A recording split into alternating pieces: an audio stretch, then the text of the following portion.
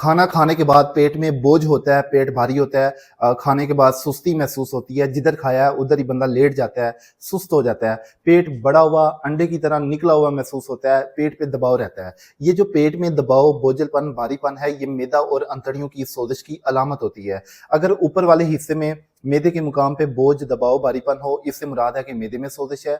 अगर ऊपर वाले हिस्से के साथ-साथ नीचे अंतड़ियों में, बल्कि पूरे पेट में दबाव हो, तो मतलब मैदा और अंतड़ियाँ दोनों में सोजिश है और इस सोजिश की वजह से पेट बाहर की तरफ निकलना शुरू हो जाता है। अंतड़ियाँ जैसे-जैसे स्वेल होती जाती हैं, वैसे-वैसे पेट जो है बाहर की तरफ अंडे की तरह बाहर निकल आता है। तो ये सोजिश जब होती है तो मरीज़ जो होते हैं उनको पता नहीं होता, वो गैस समझ के अद्वियात लेते रहते हैं, कब्ज़ की दवाइयाँ लेते रहते हैं। जब सोजिश होती है तो सोजिश में मैदा अंतड़ियाँ सुस्त होती हैं, जो ग़िज़ा 4-6 घंटे में हज़म होनी चाहिए, वो 8, 12, 15-15 घंटे पेट में पड़ी रहती है और पड़ी-पड़ी उसमें गैसेज़ पैदा होती रहती हैं। ये गैस एक खुश्क चीज़ है, ये हवा है, तो ये अंतड़ियों में फैलती है तो पखाने को खुश्क करके कब्ज़ कर देती है। यही गैस मुँह की तरफ आती है तो ज़ुबान फटना शुरू हो जाती है, मुँह गला खुश्क, मुँह का ज़ायका ख़राब हो जाता है। यही गैस दिमाग को चढ़ती है तो दिमाग में बोझलपन, दबाव, भारीपन की कैफ़ियत हो जाती है।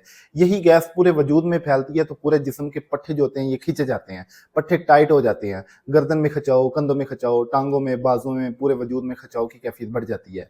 यही गैस का प्रॉब्लम बढ़ता है, तेज़ाबियत बढ़ती रहती है, खून गाढ़ा होता रहता है, हाथ-पाँव सो जाते हैं, सुन्न हो जाते हैं, गर्माइश निकलती है, जिस्म में हीट महसूस होती है, ब्लड प्रेशर हाई या लो हो जाता है। ये सारी कैफ़ियत इस कंडीशन में बढ़ती रहती हैं। देखिए, जब इसका इलाज करना मकसूद हो तो सबसे पहले मैदा अंतड़ियों को की सोजिश को उतारना बहुत ज़रूरी होता है। जब तक सोजिश नहीं उतरेगी, आप बुनियाद को नहीं लेके चल रहे, क्योंकि सोजिश की वजह से ये सारे प्रॉब्लम हो रहे हैं। अब सोजिश को उतारने के लिए ज़रूरी है कि हमने वो ग़िज़ा खानी है जो नरमी पैदा करे बॉडी में, जिसमें जैसे सब्जियों में घिया तोरी, कद्दू, टिंडे, पेठा, शलजम, गाजर, मूली का सालन है।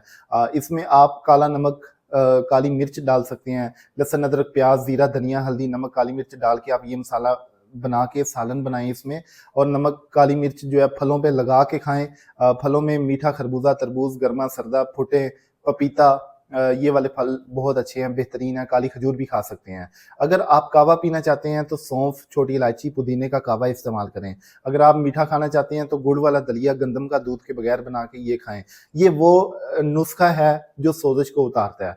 ये नुस्ख़ा, बल्कि ये ग़िज़ा भी मैंने आपको सारी इसमें बता दी है। इस चीज़ को अगर आप इस्तेमाल करते हैं, इंशाअल्लाह अगर नॉर्मल प्रॉब्लम है, इस डाइट को फ़ॉलो करने से ठीक हो जाएगा और जैसे-जैसे आपका पेट का बोझ, दबाव, भारीपन कम होता जाए, इससे मुराद है कि आपके मैदा अंतड़ियों की सोजिश उतर रही है।